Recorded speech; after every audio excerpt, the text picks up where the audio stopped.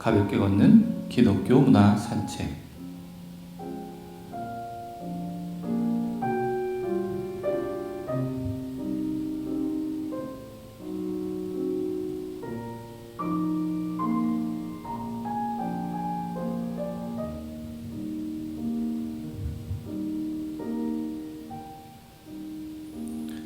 오늘도 저 제임스 송과 함께 가볍게 걸으며 기독교 문화들을 탐방해보는 시간 갖도록 하겠습니다. 오늘 주제는 그런데 조금 마음이 무거울 수 있는 주제입니다. 미리 마음의 준비를 해두시기 바랍니다. 오늘 저와 여러분이 함께 살펴보실 기독교 문화 주제는 바로 로마에 있는 콜로세움입니다.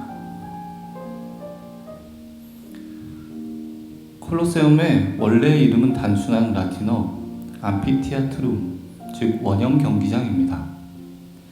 현대의 이름인 플라비우스 원형 경기장이라는 이름이 고대에 사용되었다는 증거는 없습니다. 그런데 현대에 이 이름으로 불리우게 된 이유는 네로 황제를 쫓아내고 즉위한 플리비안 황조의 베스파시아누스 황제가 이 건물을 지었고 3명의 플라비우스 황조의 황제가 이 건물 건축에 후원을 했기 때문입니다. 다만 현대에는 콜로세움이라는 이름이 압도적으로 높은 지명도를 갖고 있습니다. 그래서 저도 앞으로는 콜로세움이라고 지칭하도록 하겠습니다. 콜로세움이라는 단어는 근처에 서 있던 거대한 네로 황제의 동상, 거상을 뜻하는 콜로수스와 명칭이 혼동되었다는 설과 거대하다는 뜻의 이탈리아어 콜로살레와 어원이 같아서 그렇게 불리어졌다는 설이 있습니다. 원래는 이러한 거상이 콜로세움 옆에 네로 황제의 거상이 세워져 있었다고 합니다. 중세에는 콜로세움이라는 단어 자체가 거대한 건축물이라는 뜻이기도 했습니다. 6세기부터는 이 건물이 콜로세움이라고 불렸다는 자료들이 등장을 합니다. 본래 콜로세움의 위치는 주거 지역에 있었습니다. 지도의 오른쪽 상단입니다. 하지만 서기 64년 로마의 대화재가 일어나고 그곳에 서 있던 건물들이 모두 타버리자 네로 황제는 현재의 콜로세움이 서 있는 자리, 즉 팔라티노 언덕과 에스퀼리노 언덕 사이에 거대한 황금 궁전 도무스 아우레아와 인공호수 정원들을 지었습니다. 기존의 수로들이 이 정원에 엄청난 양의 물을 공급하기 위해 거대하게 개축되었고 궁전과 정원들은 모두 화려하게 장식되었습니다. 또한 궁전의 옆에 그의 모습을 본딴 거대한 청동 거상을 지었습니다. 네로의 폭정에 반발하여 반란이 일어났고 황제는 살해되었습니다. 후에 황제의 자리에 즉위한 베스파시아누스 황제는 네로의 궁전을 헐어버린 후 그 부지에 거대한 원형 경기장을 짓기로 결정했습니다. 이와 같은 결정은 황제의 사유지였던 공간을 다시 군중에게 돌려준다는 상징적인 의미 또한 깃들어 있었습니다. 그래서 이렇게 로마의 중심에 콜로세움이 위치하게 되었습니다. 이 외에도 근처에 검투사 양성학교, 기타 지원 건물들이 지어지기 시작했습니다. 다른 원형 극장들이 주로 도시의 외곽에 위치해 있었던 것과는 달리 콜로세움은 독특하게도 도심의 한가운데에 정확히 계획되어 지어졌습니다. 콜로세움은 서기 70에서 72년경 베스파시아누스 황제에 의해 건설이 시작되었습니다. 79년에 콜로세움의 3층이 완공되었고 베스파시아누스 황제의 아들인 티투스 황제 지세하에 완공되었습니다. 80년의 건축이 완료된 이후에 콜로세움의 개막식에는 9,000마리가 넘는 야생동물이 죽었다고 기록되어 있고 이를 기념하기 위한 주화까지도 발행되었습니다. 콜로세움은 도미티아누스 황제 아래에서 개축되어 콜로세움 하부에 지하 터널이 생겼으며 좌석수도 크게 늘어났습니다. 콜로세움은 최대 87,000명에 달하는 인원을 수용할 수 있었다고 하며 이벤트당 평균 65,000명의 참석자를 수용했는데 이는 오늘날의 기준에서도 놀라운 숫자들입니다. 다만 현대 학자들은 아마도 최대 수용 인원이 5만 명 정도였을 것이다, 이렇게 이야기하기도 합니다. 외벽은 10만 입방미터에 달하는 석회암으로 이루어졌고 300톤에 이르는 청동 구조물로 지탱되었습니다. 하지만 수세기 동안 지진들이 일어나며 곳곳에 균열이 갔고 남쪽 벽이 완전히 무너져 내리고 말았습니다. 현재에는 북쪽 벽만 온전한 형태로 남아 있습니다. 외벽 끝부분에 발라져 있는 삼각형 모양의 콘크리트 지지물은 19세기 초 비교적 현대에 추가된 것입니다. 다만 그 외에 나머지 부분들은 모두 고대 로마 시대부터 전해져 내려오는 벽돌들입니다.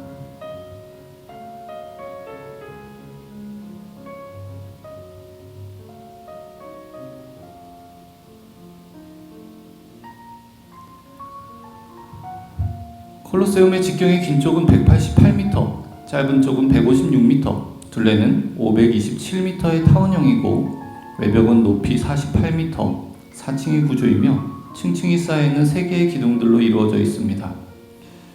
이 기둥의 열들은 층마다 그 양식이 다른데 하단부터 도리스 양식, 그 위는 이오니아 양식, 그 위는 코린트 양식을 사용하여 지었습니다. 2층과 3층 아치에는 원래 신화 등장인물들의 조각상들이 세워져 있어 그 화려함을 더했다고 합니다. 이것이 그때의 모습을 예상하여 만든 컴퓨터 그래픽입니다.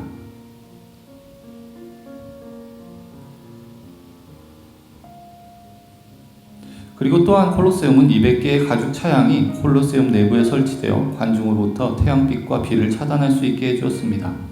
이 차양은 경기장의 3분의 1을 덮을 수 있었고 공기의 원활한 흐름을 위해 안쪽으로 기울어진 형태를 취하고 있었습니다.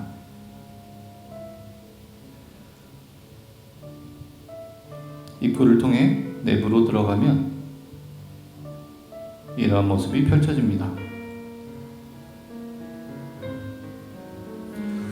좌석들은 로마 사회의 계급에 따라 엄격히 구분되었는데 지위가 높은 사람일수록 경기장과 가까운 하부의 좌석을 쓸 수 있었고 계급이 낮을수록 경기가 자세히 보이지 않는 위쪽에 좌석을 분배받았습니다.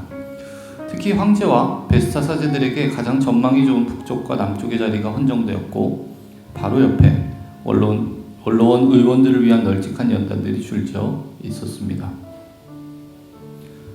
그 위의 좌석들은 원로의원이 아닌 귀족이나 기사들에게 주어졌고 그 위는 또다시 로마의 평민들 중 부유한 자와 가난한 자, 이 둘로 나뉘는 등 신분제도가 엄격하게 지켜졌습니다.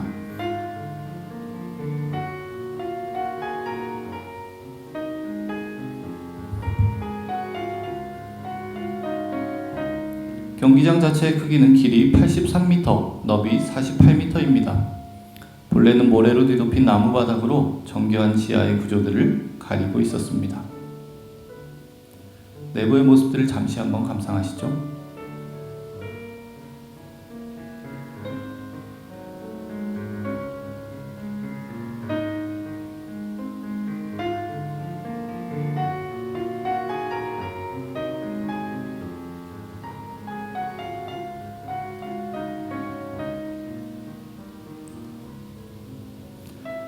경기장 지하에는 많은 양의 기계 구조물들이 있었습니다. 지금 우리가 볼 수 있는 이 지하의 구조물들은 콜로세움이 지어질 때는 없었으나 도미티아누스 황제의 지시로 지어진 것입니다. 이 구조물들에는 노예와 검투사들의 경기 직전까지 자신의 순서를 기다리고 있었고 맹수와 동물들이 이곳에서 갇혀 대기하고 있었습니다. 엘리베이터와 도르래는 동물들을 곧바로 경기장 내부에 풀어놓을 수 있게 했고 심지어는 나무와 조형물들까지도 들었다 내렸다 하며 풍경들도 바꿀 수 있었습니다. 고대 기록에 따르면 어떤 기계는 근처에 수로와 연결되어 있어 곧바로 경기장 내부에 물을 가득 채워 넣을 수 있게 했다고 합니다. 실제로 콜로세움 초기에 이곳에서는 모의 해상 전투가 열렸다고 합니다. 서기 80년 티투스 황제가 개최한 행사에는 특별히 조련된 동물들을 보여주기 위해 경기장을 물로 채웠다는 기록들이 있고 고대 그리스 시대의 유명한 해상 전투를 재현한 행사도 열렸다고 합니다.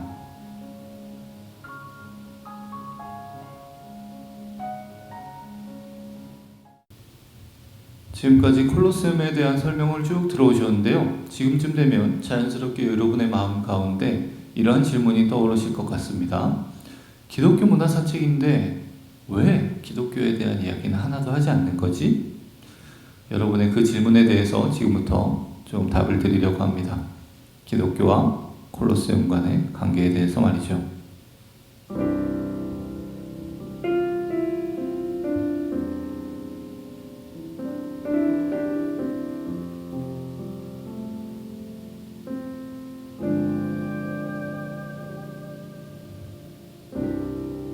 잔잔하던 내 바다 거센 바람 불어와 지친 내 몸을 흔드네 고요하던 내 마음 콜로세움 내부 한켠에는 십자가로 만든 조형물이 있습니다. 사진의 좌측 상단을 봐주시기 바랍니다. 가까이에서 십자가와 콜로세움 내부를 바라본 장면입니다. 이 십자가는 콜로세움에서 순교한 크리스천들을 기리기 위해서 2000년에 교황 요한 바오로 2세에 의해 세워진 십자가입니다. 이미 1749년에 교황 베네딕토 14세에 의해서 콜로세움이 초기 기독교인들이 순교한 신성한 장소라고 선언된 바 있습니다. 팍스 로마나, 로마의 평화라는 간단한 이 문구 속에는 로마 제국이 가지고 있던 평화에 대한 정의가 담겨 있습니다. 로마사와 로마 전쟁사의 권위자인 에이드리안 골드워디는 자신의 책의 제목을 팍스 로마나라고 정하면서 이 표현이 가지고 있는 의미를 아래에 작게 이렇게 표현해 놨습니다. 로마의 평화, 로마 제국의 전쟁, 평화, 그리고 정복이라고 말입니다.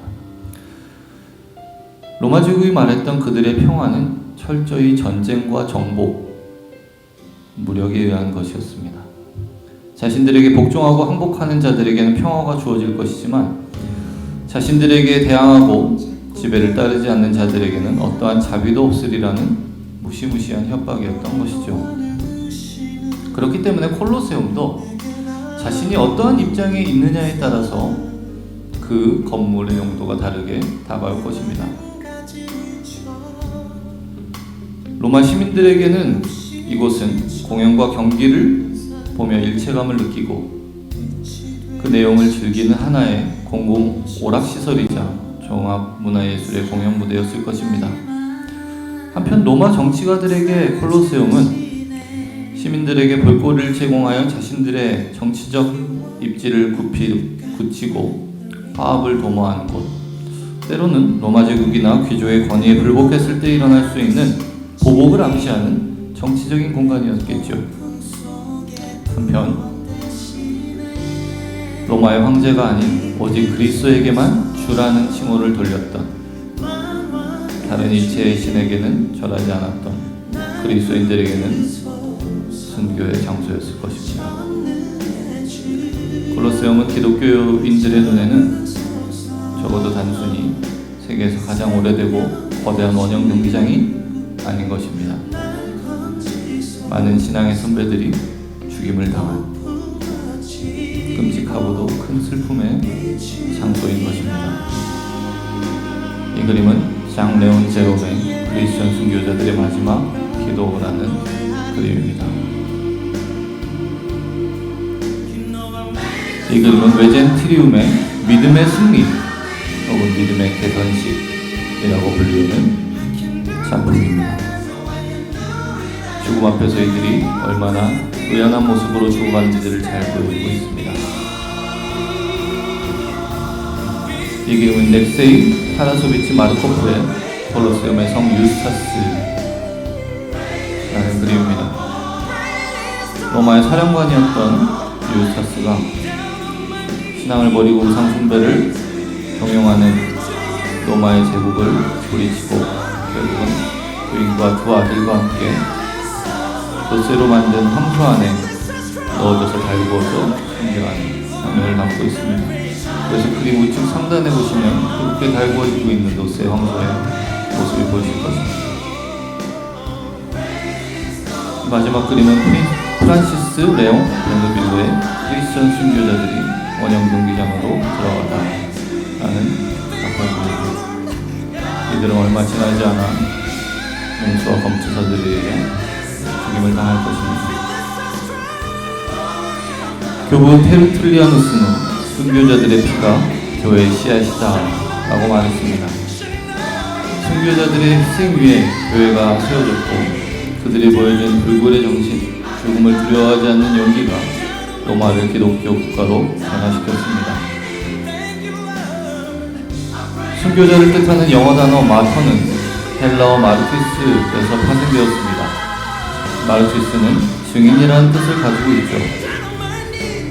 그리스도의 증인들은 모두 하나같이 죽임을 당하는 순교자가 되었기에 증인이라는 헬라어 단어는 훗날 순교자라는 뜻을 가진 마터가 되었습니다. 초대교회 성도들은 극심한 박해 가운데 서쪽 하늘에서 너울이시는 모습을 보면서 내일은 주님이 오시려나 라고 되뇌이며 눈물을 흘렸다고 합니다. 신앙을 위해 박해를 받았던 청교도들은 이 땅의 삶을 두고 눈물 흘릴 날을 며칠 더 하는 것이다 라고 이야기했다고 합니다. 죽음을 하루 앞둔 보헤미안 순교자들은 오늘 세상에서 마지막 저녁을 먹고 내일이 되면 천국에서 그리스도와 만찬을 즐길 것이라고 하며 스스로를 위로했다고 합니다. 어떻게 이들은 이토록 믿음으로 살 수 있었을까요? 어떻게 그렇게 자신의 목숨을 걸고 신앙할 수 있었을까요? 히브리서 11장 38절 상반절은 그러한 우리의 질문에 대해 이렇게 답하고 있습니다. 이러한 사람은 세상이 감당하지 못하느니라. 이 구절을 NIV 영어 성경은 이렇게 표현하고 있습니다. 세상은 그들에게 합당하지 않았다. 그들은 세상에서 어떠한 가치도 찾지 못하였다 라고 말입니다. 그들은 그들이 사랑하는 구주 예수 그리스도보다 더 큰 가치를 이 땅에서 결코 발견하지 못했습니다. 그래서 그들은 기꺼이 사랑하는 자신의 주님을 위해 목숨을 바칠 수 있었던 것입니다.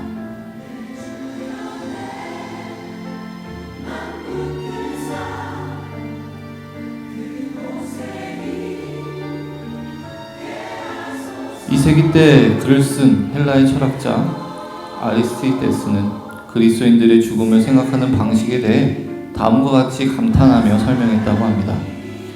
그들 중에서 어떤 의로운 사람이 죽게 되면 그들은 기뻐하며 하나님께 감사한다. 그리고 마치 그가 가까운 어딘가를 향해 길을 나서는 것처럼 그의 시신을 포성한다. 이것은 각처의 그리스도인들이 죽음과 삶을 생각하는 올바른 방법입니다. 천국은 가까이에 있습니다. 실제로 초대교회 성도들은 자신들의 죽음을 앞두고 서로 이렇게 이야기하며 서로를 격려했다고 합니다. 그리스도께로 가기를 싫어하는 사람이나 죽음을 두려워하라. 죽음을 두려워하는 사람은 그리스도께로 가기를 원하지 않는 사람이다. 이렇게 말입니다. 콜로세움을 준비하며 이런 생각이 들었습니다. 초대교회 성도들이 믿었던 하나님과 오늘날 우리가 믿는 하나님이 다른 분이 아니고 그들이 가졌던 그리스도에 대한 믿음과 신앙이 오늘을 사는 우리가 가진 믿음과 신앙과 다를 리 없을 텐데 왜 우리는 그렇게 살지 못하는 것일까? 콜로세움을 보며 그 안에서 믿음으로 살고 죽었던 신앙의 선배들을 떠올립니다. 그리고 오늘날 믿음, 신앙이 너무나도 우리의 삶에 가볍게 인식되는 우리 스스로들의 모습을 다시 한번 생각해 보게 됩니다.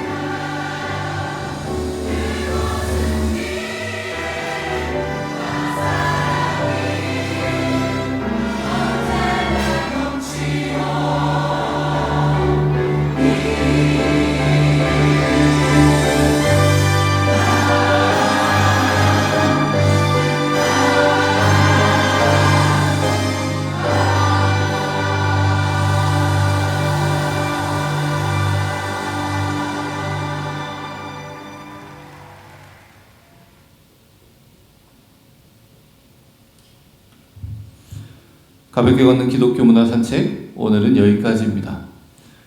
즐거운 시간, 유익한 시간 되셨길 바랍니다. 수요일엔 방송으로 사교의 수방사, 오늘 준비한 내용 여기까지입니다. 다음 주에 더욱더 알찬 모습으로 찾아오도록 하겠습니다. 감사합니다.